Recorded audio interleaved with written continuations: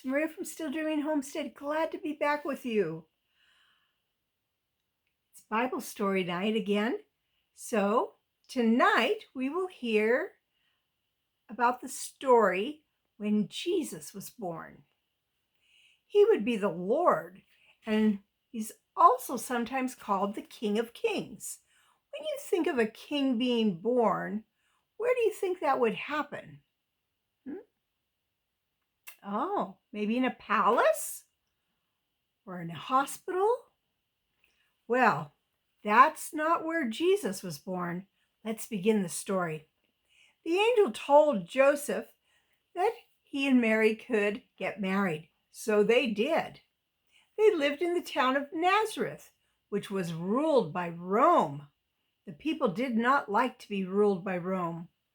One day, all the people were ordered to go to the towns where their families were from so that they could be counted. Rome wanted to make sure everyone paid taxes, even though Rome didn't do things to help the Israeli people. Joseph's family had come from Bethlehem, so he and Mary packed clothes and food and water for their trip. They also packed for the baby in case he was born while they were gone. They had to walk. They didn't have cars or buses. They weren't taking a plane. Maybe they had a donkey when they went. It was a very hard and dangerous trip. They traveled through flat desert lands. A desert is an area that doesn't have much water. They went up hills and down hills and near forested areas that had lots of trees. There were robbers and wild animals to watch out for too. But after many days, they safely made it to Bethlehem. It was so noisy and very crowded when they got there, with so many people who had traveled also there so that they could be counted. When they were there, Mary told Joseph that she could tell the baby was coming and would be born that night. So he hurried all over trying to find a place where they could spend the night. Went looking at inns. Now those are what we would kind of call hotels or motels now. They were probably much smaller then. Maybe some were even homes where people would rent out a room.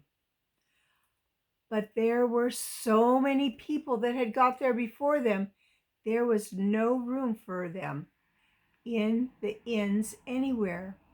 Joseph was so worried, and so he was just begging. He said, "Isn't there any place we can stay? My wife is about to have a baby."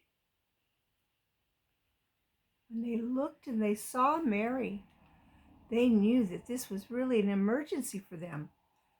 So one of the innkeepers said,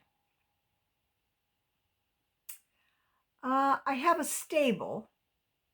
Now, probably that was a small cave where animals were kept. We would call it like a barn. You could spend the night there. You'll be dry, and there's hay that you could sleep on. I'm sure that Joseph wished that he could find a nicer place for Mary and a better place for the baby to be born. But they were very thankful they at least found a place where they weren't out on the street. So they went to the stable. And while they were there, Mary gave birth to the baby Jesus. Oh, he was so beautiful when they saw him. Then she wrapped him in some of the cloths that she had brought to keep him warm, and they laid him in the manger. A manger is a special type of box. We might call it like a trough now. That the people who had animals would fill up with hay so that the animals could eat the hay out of it. But this time, Joseph laid clean hay in there, and that made baby Jesus's first bed.